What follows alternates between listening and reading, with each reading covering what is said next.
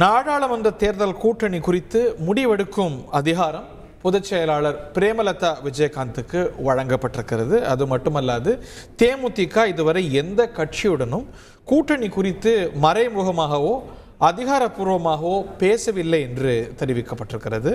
மாவட்ட செயலாளர்கள் மற்றும் கழக உறுப்பினர்களின் ஆலோசனை நடத்திய பின்னரே கூட்டணி அமைப்பது குறித்து குழு அமைக்க தீர்மானம் நிறைவேற்றப்படும் என்றும் தெரிவிக்கப்பட்டிருக்கிறது. இந்த குழுவில் நாடாளுமன்ற தேர்தல் கூட்டணி தொடர்பாக முடிவெடுக்கும் அதிகாரம் பொதுச் செயலாளர் பிரேமலதா விஜயகாந்துக்கு அளிக்கப்பட்டிருக்கிறது.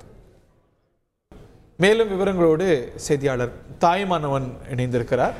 இந்த மாவட்ட செயலாளர் கூட்டத்தில் விவாதிக்கப்படக்கூடிய அம்சங்கள், கூட்டணி தொடர்பாக தேமுதிக எடுத்திருக்கக்கூடிய வியூகங்கள், தேமுதிக வட்டாரங்கள் தெரிவிப்பது என்ன? தாய்மானவன். தேமுதிக மாவட்ட செயலாளர் கூட்டம் இன்று கோயம்பேட்டில் இருக்கக்கூடிய கட்சி அலுவலகத்துல தற்போது துவங்கி நடைபெற்று வருகிறது. நாடாளுமன்ற தேர்தலில் கூட்டணி நிலைப்பாடு குறித்து பொதுச் செயலாளர் பிரேமலதா விஜயகாந்த் தலைமையில தற்போது மாவட்ட கழக செயலாளர்கள் ஆலோசனையில ஈடுபட்டிருக்கிறாங்க.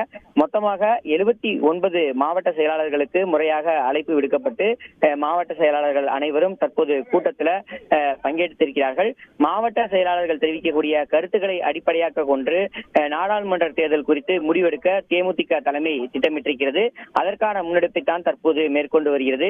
குறிப்பா தேமுதிக தலைவராக இருந்த விஜயகாந்த் அவர்கள் இல்லாத முதல் தேர்தலாக இருக்கக்கூடிய நிலையில் சரிவிலிருந்து சமாளித்து மாநில கட்சியுடைய அங்கீகாரத்தை மீண்டும் பெறக்கூடிய முனைப்புல வலுவான கூட்டணியில இணைவதற்கு தேமுதிக தலைமை முடிவெடுத்திருக்கிறது.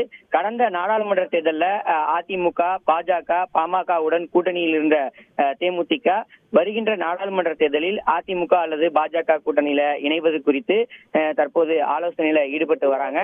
குறிப்பா மாவட்ட செயலாளர்கள்ட்ட நேரடியாக பொதுச் செயலாளர் பிரேமலதா விஜயகாந்த் அது தொடர்பான கருத்துக்கள் எல்லாம் கேட்டு வருகிறார். குறிப்பாக மாவட்ட வாரியாக, தொகுதி வாரியாக தேமுதிகவுடைய கள நிலவரம் எவ்வாறாக இருக்கிறது என்பது தொடர்பான விவரங்கள் எல்லாம் இங்கே சேகரிக்கப்படுகின்றன.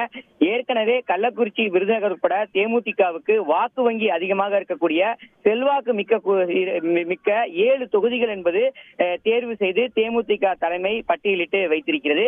இந்த நிலையில குறைந்தது 4 மக்களவை தொகுதிகளையும் ஒரு ராஜ்யசபா பதவியும் அளிக்கக்கூடிய கூட்டணியில இடம்பெறுவதற்கு தேமுதிக தலைமை முடிவெடுத்திருக்கிறது. கூட்டணி குறித்தான அதிகாரப்பூர்வ அறிவிப்பு பேச்சுவார்த்தை நிறைவு பெற்ற பிறகே வெளியாகும் என தகவல் என்பது வெளியிடப்பட்டிருக்கிறது.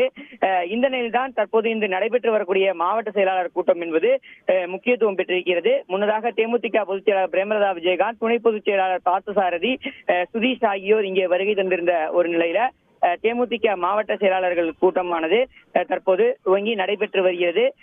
முன்னதாக மறைந்த தேமுதிக தலைவர் விஜயகாந்த் அவர்களுக்கு மலர் தூவி மரியாதை செலுத்திய பின் நினைவிடத்த மாவட்ட செயலாளர் அனைவரும் மரியாதை செலுத்திய பிறகாக தற்போது இந்த கூட்டம் என்பது நடைபெற்று வருகிறது.